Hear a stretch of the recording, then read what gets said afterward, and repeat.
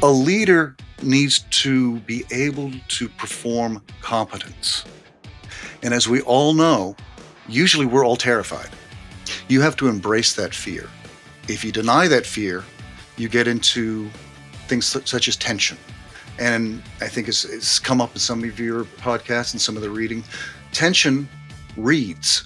And I don't want to be around someone, or I don't want to be led by someone who is tense. I want someone that I feel comfortable with. Why did I become an executive coach? I saw lots of great people fail to get ahead at work, while their much less talented peers blew right past them. That made me furious, but also curious. What were great people getting wrong? It came down to helping them re-examine what drove success, and then helping them make critical shifts, one hard truth at a time. Feel like you're doing everything you were told, but you're not moving ahead at work nor having the impact you seek? Then welcome to 97% Effective with Michael Winderoth, where we skip feel-good, happy talk and engage experts in pointed conversations about what it really takes to move the needle at work and your career. So if you feel stalled or frustrated, or seek that extra edge as you move to the next level, then look no further. This is the Hard Truths Playbook you never got.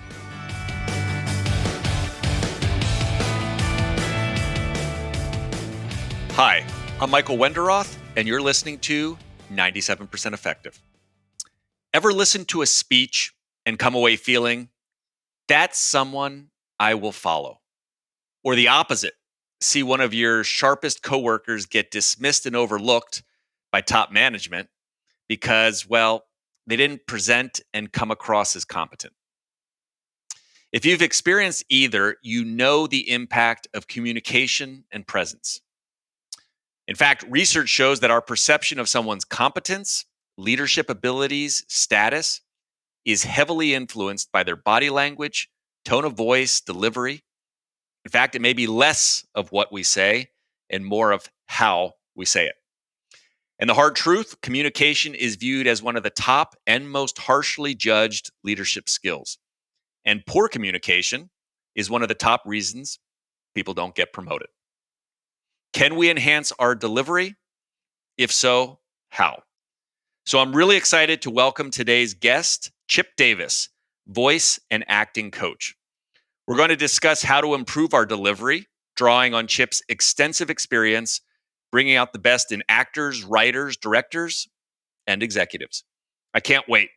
Chip has had a dynamic career that has spanned, listen to this, studying Shakespearean iambic pentameter at the famed Juilliard School in New York, to producing the world of boxing for HBO.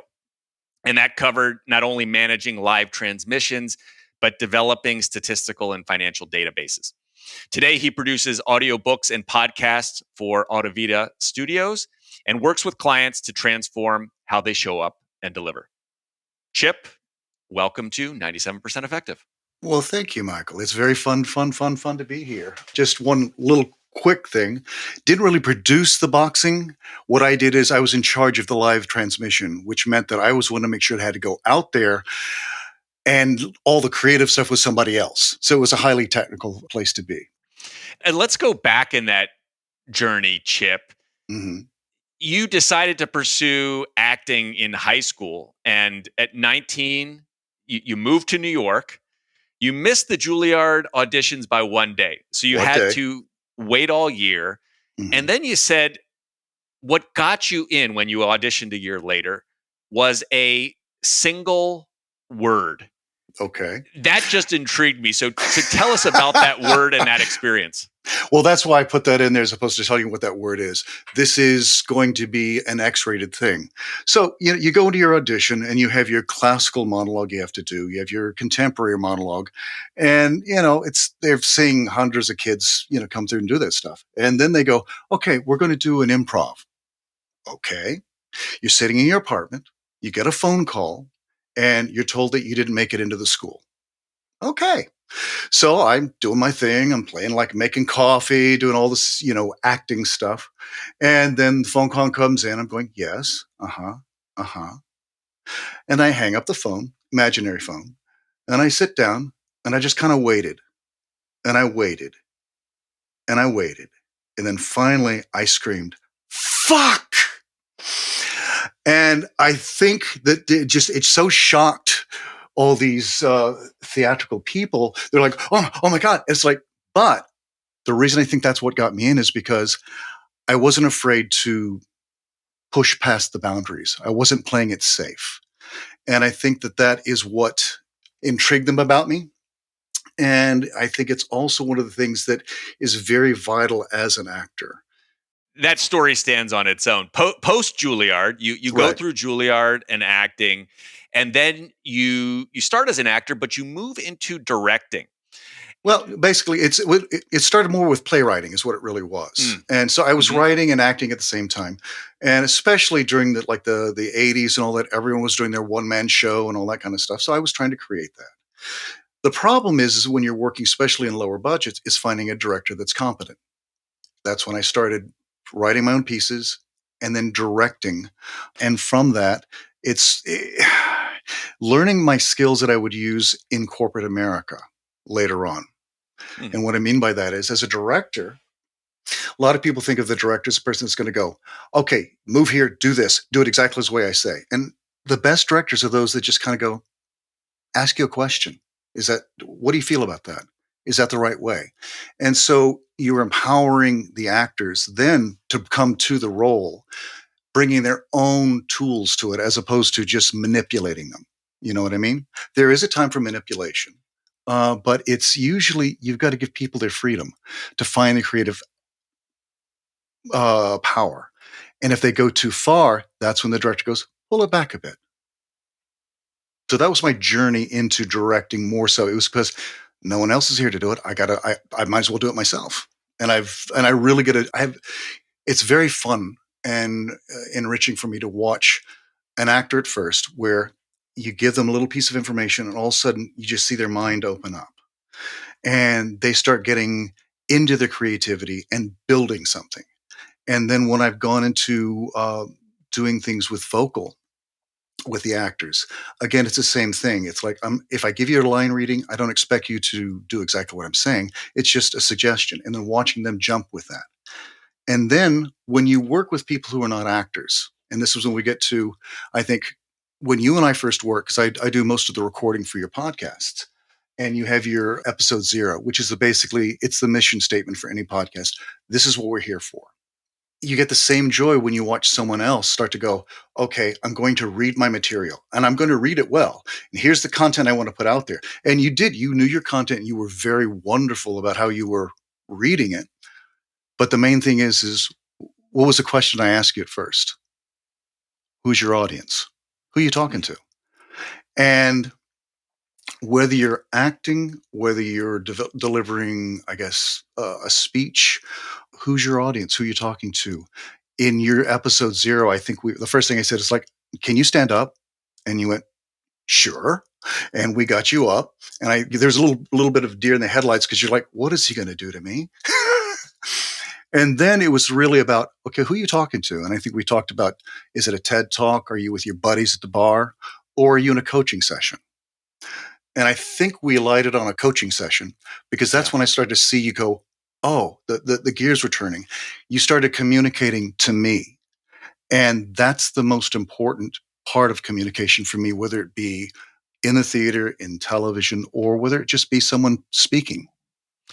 Yeah, that folks will only hear episode 0. They will not hear all the iterations that we went through. Mm-hmm. But you had this very powerful ability to draw out, and touching on something you said earlier, I was more real. Start with this subject around leadership and acting. There are those who say leaders need to act. Mm-hmm. Any particular strong views on that? A leader needs to be able to perform competence. And as we all know, usually we're all terrified. And the biggest thing I've noticed, the higher up the chain, the more you feel like I can't be afraid. I have to be able to do this. I have to get through. I have to show strength. As an actor, you have to embrace that fear. If you deny that fear, you get into things such as tension. Tension reads And I don't want to be around someone, or I don't want to be led by someone who is tense. I want someone that I feel comfortable with. So the first thing is, don't deny the fear. That's what I have to do every night I go on stage. I can do 800 performances of a role. Every time I'm going to get the butterflies. Every time I'm going to have to go through my relaxation exercises. And there may be times within the show itself, the performance, I may have to take a moment just to go and catch my breath, or relax. I also attribute to, like, we all hold tension in different places in our body, correct? And most people don't think about it. As an actor, we're always worried about it because we want to be normal. One thing that an acting teacher will always say is, watch someone's hands, a performer. You can always tell when they're in the zone and comfortable if the hands are natural. You could say the same thing for any speaker.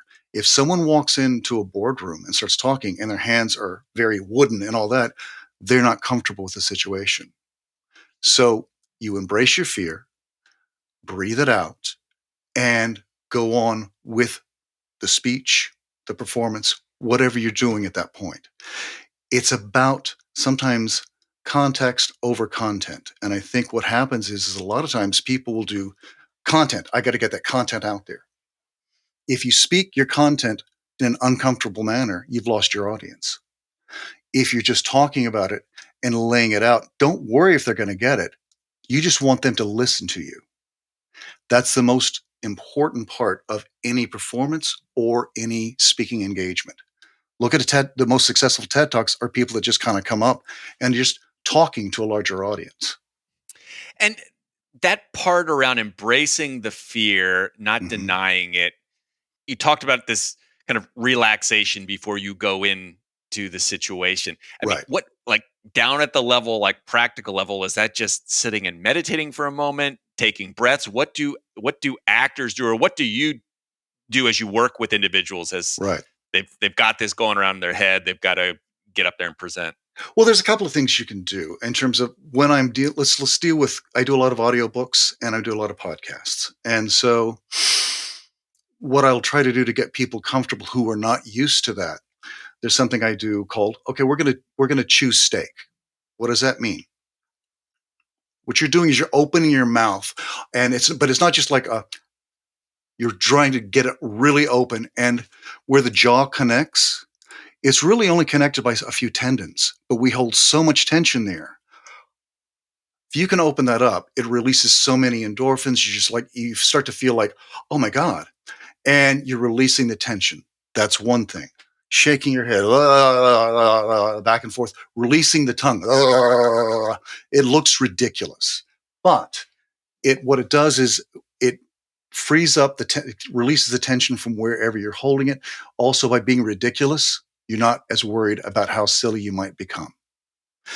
And the last thing I'll usually do before I go into a performance, if I'm really scared or nervous, is I actually go, this is going to be fun. This is going to be fun. I'm going to have fun doing this. Because if I'm going to go, okay, I've got to think about this. I'm thinking about my performance.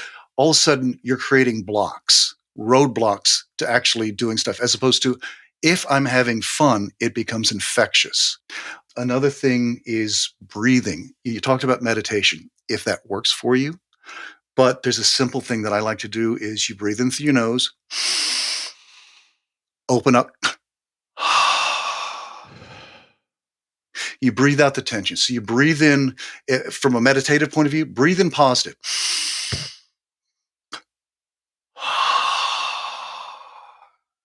Let that out. And as you do that, you can also go, okay, I'm tense in the shoulders.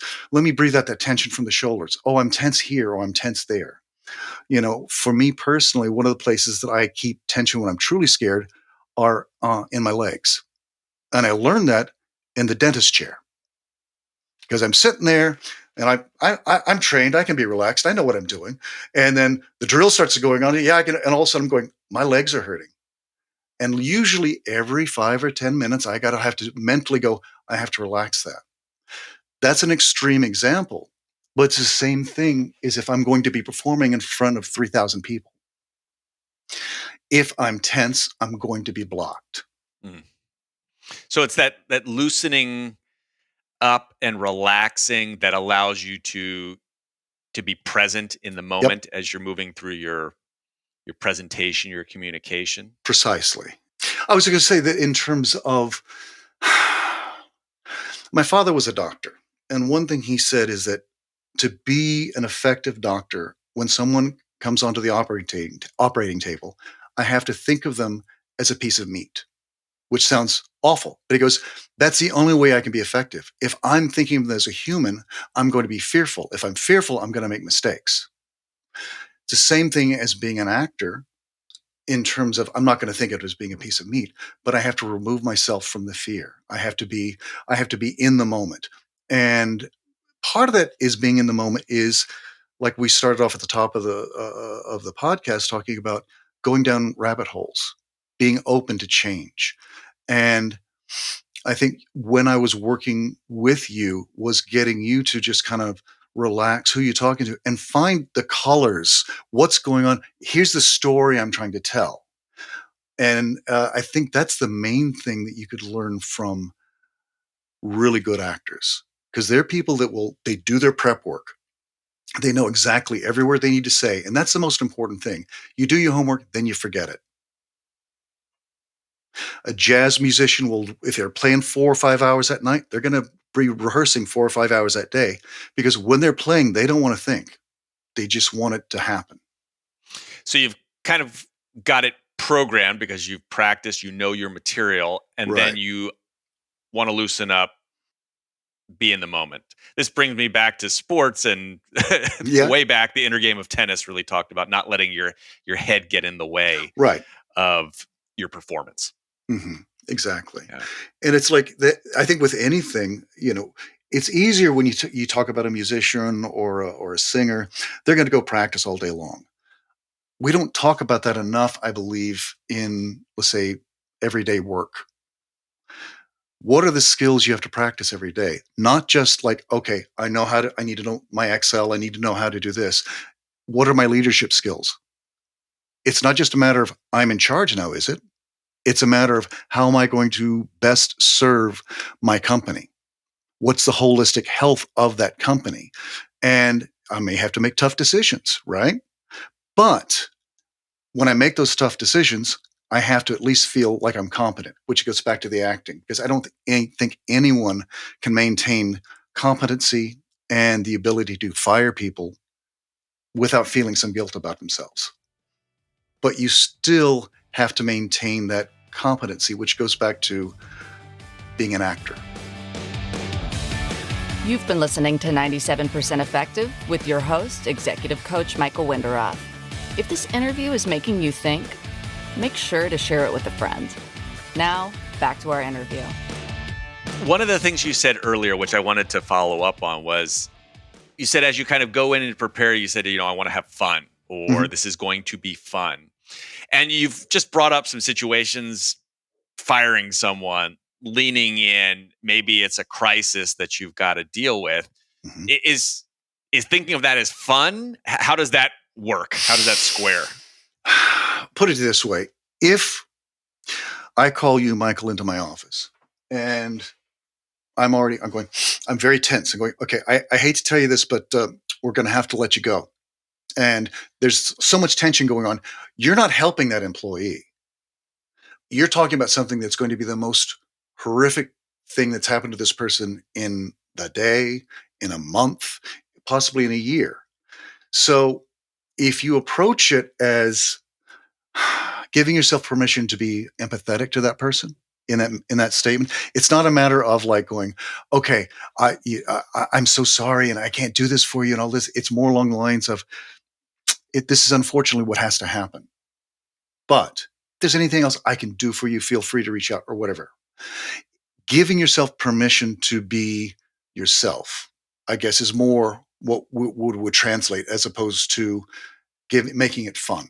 That's for me when I'm going on stage, I'm about to go do something. Because believe it or not, I suffer from incredible stage fright from the age of 6 until now. And so every time, even coming on here, I was like, going, what am I going to do? I'm going to make a mistake. I'm going to make a mistake. And then you have to realize, no, I trust Michael.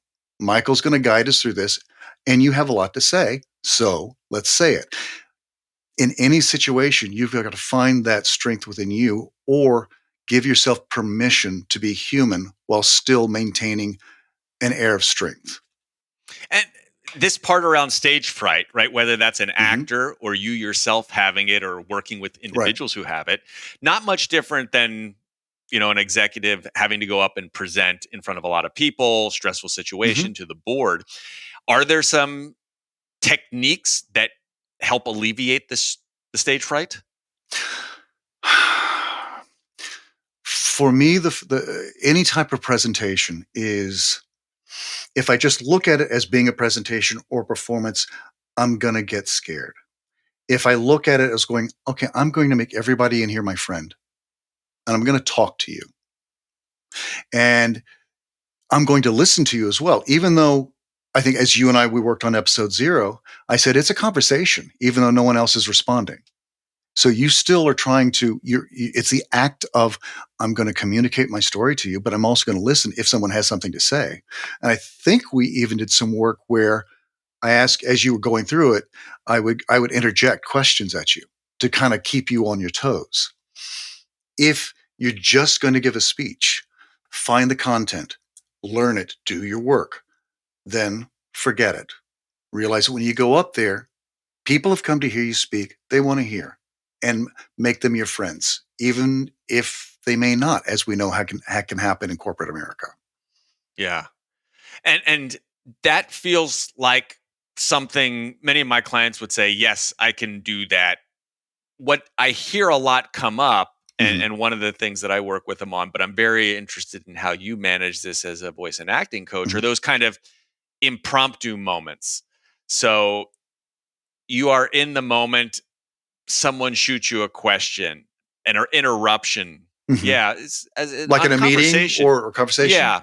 In a meeting and those types of scenarios. And what is the way to kind of think about managing yourself or managing the... There's a couple of ways of doing that. What I always hate is, let's table this for now, or, well, let's not talk about this for now. Now, there is the issue where you're in a meeting and people start going off in wildly different topics, and you want to maintain the core of what you're talking about. But sometimes going down rabbit holes are great. There's a great story I heard about John Cassavetes, who was an actor, Dirty Dozen. He also did a lot of independent films. He actually set up kind of the standard for independent films in the 50s and 60s. But it was his first time directing a major feature for a major studio. And he knew about directing, but he didn't know a lot. And the light guy goes, okay, Mr. Cassavetes, for this next shot, do you want the rose gel in the lights, or do you want the straw? He had no idea. So he turned to the guy and says, well, what do you think? The guy says, well, I think the rose would be good. Okay, then let's go with the rose. He was a little bit more abrupt about it, but as opposed to getting caught up in the fact that he didn't know, he just turned around. So he gave the lighting person a chance to have buy-in to the process. And still, everyone worked towards the ultimate goal of making a good shot for that film. So a lot of that is also kind of going with the moment. It's going with the moment, but also I would say also being secure in yourself. Chip, I want to also ask you here, as you think about acting and many of the examples here of flexing. Okay. A lot of people will bring up, there are things here that I can't change. I may be disadvantaged, right? And let's just say it's a corporate environment that has a certain type of people at the top, and I'm not tall, or I'm a certain, skin color or race, or I'm a foreigner and I've got a very strong accent when I speak English. And there may be, in fact, we do know there may be inherent biases against those traits, right, as they show up when you communicate, or even just your mere presence. So you may be disadvantaged before you even open your mouth. How should we think about kind of acting? Are you trying to cover up those things? Are you trying to utilize those things? I'm sure you've worked with a wide range of people on this. So I think every situation is going to be different. And so to say, my initial take is, you need to embrace who you are and that's who you need to sell. But the minute you enter the room, you also have to kind of learn what the guideposts are and what the rules are, because you can't just come in and demand, this is who I am. Years ago, I was brought into a small college to do a quick acting workshop. I'd sent out a couple of monologues ahead of time, one for the women, one for the men. Well, of course, it's young guys. I'm thinking, I had this thing for Navy SEAL, real, I'm a big man, I'm going to break your neck kind of, that was the whole essence of the monologue. Well, I show up and there's this one poor kid who suffered from MS in a wheelchair, had very little ability to use his hands. And it got to his turn and he goes, I can't do this. No one's going to see me in this. And I said, no one's going to hire you to play the head Navy SEAL. You're correct. But your job is to walk into that room, show them what you can do with that material. I think I used Dr. Strangelove as an example. You go show them what you can do, because you don't know what they may be doing later. You don't know that they may go, there's this other role we can make different, and have them read for that. You show what you do and you embrace that, and that's what you show them. And he said, okay. And he went in and he read. It was brilliant. It wasn't a Navy SEAL, but it showed a different side of what that was. Now, to that point, my mother, who's retired now, she taught theater for most of her earlier career. And in the mid 80s, she decided she wanted to move up to administration. Now, that's the C-suite of education. So at that point, it was an old boys club. She wanted to be in charge. She was going for the job of being in charge of the fine arts department. It's a very large school district. That job had always been held by a male band director. Okay. She gets a job. She walks in, and as opposed to demanding people, okay, this is the way I'm going to do stuff, she went and found the most effective person in that organization who was a coach. And she goes, I like you. I want to be friends with you. And he took her under his wing, and he taught her how to move through that process, how to deal with all those different individuals and those personalities. And by the end of her tenure, she was able to accomplish all her goals and still operate as a strong female. And so at some point, you have to find out, what's my core? But you can't immediately do that. You walk in, what are the guidelines? Then you have to establish trust. You have to take responsibility for who you are. You can't change people's minds by demanding it, but you can come in and say, I am valuable, I am smart, and I will do this job better than anybody else. Even though you may not understand me, you may have to look down at me, or you may have to look up at me, or we don't get along, but we will in this format. So there's part about not kind of erasing who you are, with, like you said, being real and embracing that. There is this part of then just kind of taking it out there, right? Kind of almost like an assertiveness or a directness. Yeah, and that goes back to the whole acting. We think that we're pretending to be somebody else, and the key element with acting is you break down all these barriers that you have as a human being, so that when you start building your character, you can then build them up for the character. You've picked the ones you need. You also are finding parts of every character that's a part of you, because you want to be authentic in that character. You don't want to just put it on and just, I'm going to play at being a CEO and I'm going to do this. So I'm going to do that. No. I have to be the human being who happens to be the CEO or the Navy SEAL or the contractor. But you find the elements within the character that you can connect to. It's the same thing for anyone. I mean, the minute you walk out of your house, don't you put on a mask? So the issue here is, what is the most effective mask I can use in any situation? And that will change. But if it's too far away from who you are, then it's a performance, and you're working too hard on that performance. And are you truly being effective in the role you're trying to get hired for or you are hired for. So there's this huge piece of thinking again about that situation and what the role calls for, but then Mhm. summoning up what are the parts of you that meet that role. There's so many different ways to approach a role. There is the thing of I'm going to learn the lines and I'm going to do what I'm told and I'm going to be this perfect person and it's boring. Now, there's also this concept of which I learned in playwriting as well as directing is what is being said is not always what's going on underneath. So what's going Mm. on underneath? What is the emotion? What am I truly trying to convey? Because if you look at every great love scene, it usually starts with, "Oh, I hate you. I hate you. I hate you. I love you. I hate you. I hate you." But underneath it's that we're really in love. You made a whole movie When Harry Met Sally about that whole thing. They hated each other, but they were really in love. That's the subtext. So you're pulling all these things together and you're putting them, how do I make that real for me? And then you have to be available. Like I said, you learn what you're doing, you learn your skills, and then you forget them. So as you find all these different pieces and these pillars of the character, then you forget them because they become a part of you. If it's something I have to put on like chainmail every day, that's such a performance. It's going to take away from anything. And I'm going to start thinking about what I'm doing as opposed to playing the character.